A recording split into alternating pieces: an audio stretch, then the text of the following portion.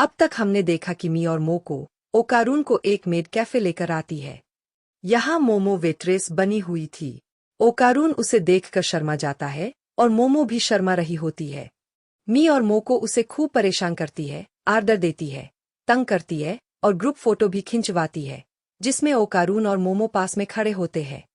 बाद में मोमो अपनी फ्रेंड्स को डांट लगाती है कि तुमने बोला था रेस्टोरेंट की जॉब है, लेकिन ये तो मेड कैफे निकला। अब ऊपर से मजाक उड़ाने आ गई। वो दोनों को घर जाने को कहती है और ओकारून को पकड़कर निकलने लगती है। लेकिन ओकारून कहता है कि वो यही रुकना चाहता है। ओकारून मोमो से माफी मांगता है कि बिना बताए आ गया। फिर पूछता है, तुम्हारी शिफ्ट कब खत्म होगी? मोमो कहती है, रात 10 बजे। ओकारून बोलता है, ठीक है, मैं यही रुकूंगा और तुम्हें घर छोड़ दूंगा। मोमो कहती है, इसकी जरूरत नहीं, मैं स्ट्रांग हूं और तुम्हें ठंड लग जाएगी। ओकारून मानकर जाने लगता है, पर रात को जब मोमो काम खत्म करके बाहर आती है तो देखती है कि ओकारून बाहर खड़ा उसका इंतजार कर रहा था। वो कहता है, तुम्हें अकेले घर नहीं जाने दे सकता। वो मोमो का हाथ पकड़ने जाता है, फिर खींच लेता है। लेकिन मोमो खुद उसका हाथ पकड़ लेती है और कहती है, इससे हमें ठंड नहीं लगेगी। इधर जीजी अपनी ट्रेनिंग कर रहा था, जिससे वो इविल आई को कंट्रोल कर पाए। मांजीरो पूरी ताकत लगा भी उसे हिला नहीं पाता। सेको उसके ऊपर सोया सॉस गिरा देती है ताकि टेस्ट करे कि वो कंट्रोल में है या नहीं। इविल आई बाहर आने की कोशिश करता है, लेकिन जीजी उसे दबा लेता है। यानी अब जीजी इविल आई को संभाल सकता है। तभी मोमो और ओकारून आते हैं। सेको पूछती है, इतनी लेट क्यों? मोमो बताती है, पार्ट टाइम जॉब कर रही थी। तभी आयरा और जीजी टकरा जाते हैं और आयरा की कोल्ड कॉफी जीजी पर गिर जाती है। इससे इविल आई बाहर आ जाता है और अपने कर्स्ट हाउस बैरियर में मोमो को खींच लेता है। मोमो अपनी साइकिक पावर से उसे धक्का देती है, लेकिन इविल आई उसका गला दबाने लगता है। तभी मोमो को याद आता है कि उसने गर्म पानी पिया था। वो सीधे उसके मुंह पर उगल देती है और जीजी वापस नॉर्मल हो जाता है। ओकारून तुरंत मोमो को संभालता है और पूछता है, तुम ठीक हो? जीजी शर्मिंदा हो जाता है, लेकिन सेको कहती है, इसमें तुम्हारी गलती नहीं थी। बस जीजी नोटिस करता है कि बैरियर तोड़ते वक्त सेको का हाथ जल गया और दूसरी तरफ ओकारून मोमो बहुत क्लोज आ गए। रात को आयरा मोमो से माफी मांगती है कि उसकी कोल्ड कॉफी की वजह से ये सब हुआ, लेकिन मोमो उसे समझाती है, बुरा मत मानो। अगले दिन हम देखते हैं कि मिस्टर मेंटिस अब काऊ फार्म में काम कर रहा है। ओकारून उससे मिलने आता है और देखता है कि उसने इंसानों जैसा रूप ले लिया है। ओकारून पूछता है, क्या और एलियंस भी ऐसे इंसान बनके रह रहे हैं? मेंटिस पूछता है, तुम यहाँ क्यों आए हो? ओकारून बोलता है, मुझे अपना स्टूडेंट बना लो, मैं तुम्हारे जैसा पंच मारना सीखना चाहता हूँ। लेकिन मेंटिस मना कर देता है और कहता है, वायलेंस बुरी चीज है। इसके बजाय वो ओकारून से बोरी उठाने में मदद मांगता है। ओकारून उसकी मदद करता है, लेकिन मेंटिस फिर भी उसे अपना शिष्य नहीं मानता। रात को थकाहारा ओकारून घर लौट आता है, लेकिन सोचता है कि कल फिर मेंटिस के पास जाएगा। सेको उससे पूछती है, इतनी देर कैसे हो गई? कहीं तूने भी पार्ट टाइम जॉब शुरू तो नहीं कर दी? और वो उसे डिनर करने को बोलती है।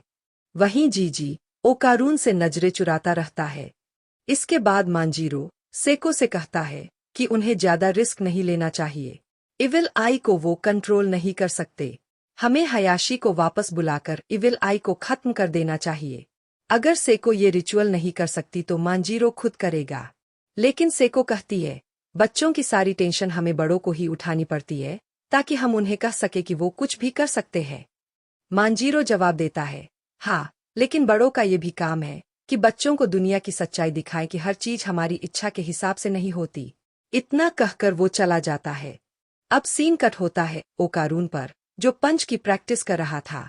तभी टर्बो ग्रैनी वहां आ जाती है और पूछती है, अरे ये क्या डांस प्रैक्टिस कर रहा है क्या? ओकारून कहता है, नहीं, पंच मारने की प्रैक्टिस कर रहा हूं ताकि स्ट्रॉन्ग बन सकूं और इविल आई को हरा सकूं। टर्बो हंसकर पूछती है, तुम पंच मारना चाहते हो या स्ट्रॉन्ग बनना चाहते हो? क्योंकि इविल आई तुमसे कहीं ज्यादा ताकतवर और तेज है। और भूल मत, तेरे अंदर मेरी पावर भी है। फिर वो दोबारा पूछती है, तो बताओ, पंच मारना है या स्ट्रॉन्ग बनना है? इस बार ओकारून साफ कहता है, मैं स्ट्रॉन्ग बनना चाहता हूँ। अब टर्बो ओकारून को अपने साथ ले जाने लगती है, क्योंकि वो अपनी पावर सही से यूज नहीं कर पा रहा। तभी आयरा भी उनके पीछे आ जाती है। टर्बो उसे स्कूल लेकर जाती है और अंदर जाने को बोलती है। लेकिन तभी आयरा आकर ओकारून से पूछती है, इतनी रात को यहाँ क्या कर रहा है?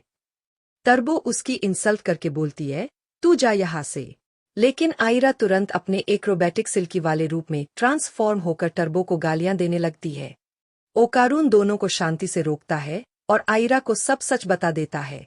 ये सुनकर आयरा भी कहती है, तो ठीक है, मैं भी चलती हूँ ताकि मैं भी स्ट्रांग बन जाऊं।